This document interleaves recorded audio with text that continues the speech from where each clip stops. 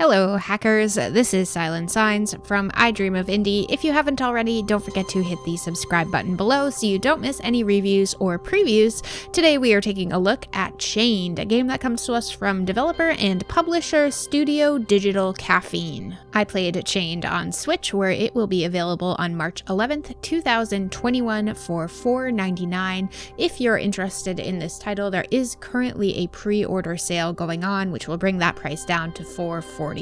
Before I go any further, I just wanted to give a huge thank you to Kyle Landon from Studio Digital Caffeine, who allowed us to feature Chained here first on I Dream of Indie. Without further ado, let's talk about what Chained is all about. In Chained, you play as a gentleman named Cole who recently lost his job at a cybersecurity company, and the reason he lost his job is because an AI program called Scout has taken his place. Essentially, these banks that he worked for think that Scout is a far superior security system, and he wants to prove them wrong by hacking into the banks and taking a little money, just skimming a little off the top. Things do get a little more complicated when Cole finds out that he's not the only one with something against Scout, and there may be others trying to hack into the system as well. Because I am adamantly against spoilers, this is where I will stop this little plot synopsis, but trust me, things get pretty interesting. So let's move on to how do you hack into a bank system? Well, it is surprisingly easy to do, but hard to explain. Essentially, you get a group of numbers,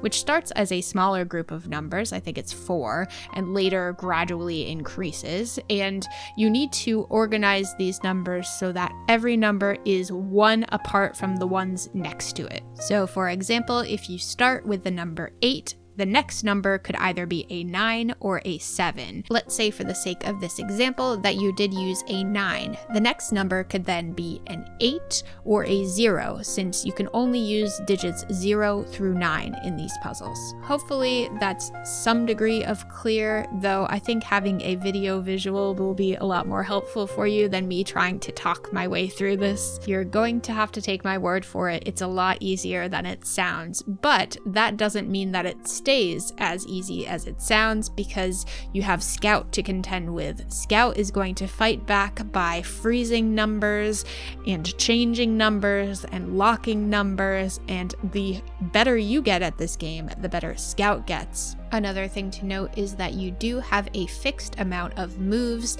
Every time you move a number, that number of moves goes down. However, every time you complete a set of numbers, you get a certain amount back. This amount of moves you get back depends on what level you are in the game. Yes, there is a leveling system. Not only can Cole level up, but you can also purchase upgrades for him as the game progresses, so you can try and keep up with Scout. And if that's not enough, you can also earn tokens, which you can use to upgrade Cole's room if things are looking a little drab in there. I'll be honest, as an English major, I was not too optimistic about this game when I saw that it was almost exclusively number-based. Numbers, not my thing.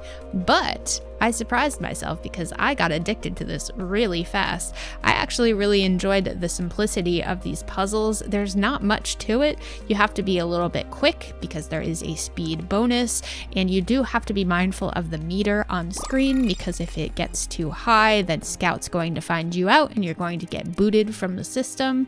But other than that, there's not a whole lot of pressure on you. The puzzles do get a little bit repetitive, particularly when you have to go into the same bank several times in order to complete all objectives before moving on to the next, though the little interjections of plot between each chapter really help to carry the game along. Graphically, Chained is a little bit of a mixed bag. I really enjoyed the story-based scenes, but the actual puzzle scenes weren't my favorite, and that's almost exclusively because of the text on the screen. I thought it was really hard to read, and I know I'm not supposed to be reading the text as it scrolls, but it was almost impossible. I couldn't quite decipher it. I think it was a combination of the font and the colors used. Something about it just didn't agree with my brain, but that's kind of a personal preference. Overall, I liked the look of the characters, I liked the look of the settings. It's all done in a pixel art style that's fairly simple but effective, and the numbers and the puzzles themselves were easy enough to read, so no complaints there.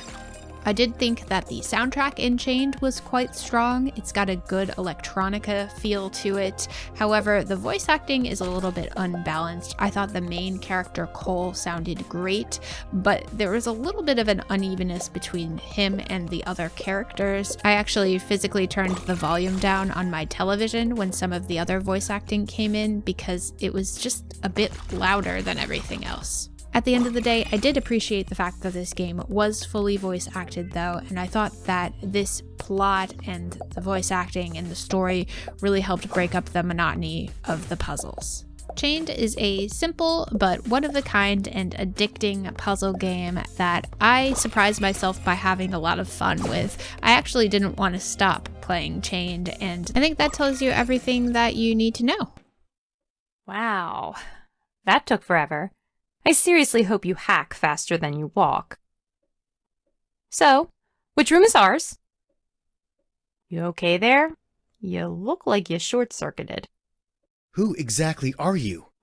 I'm Melody, and this here is Maud.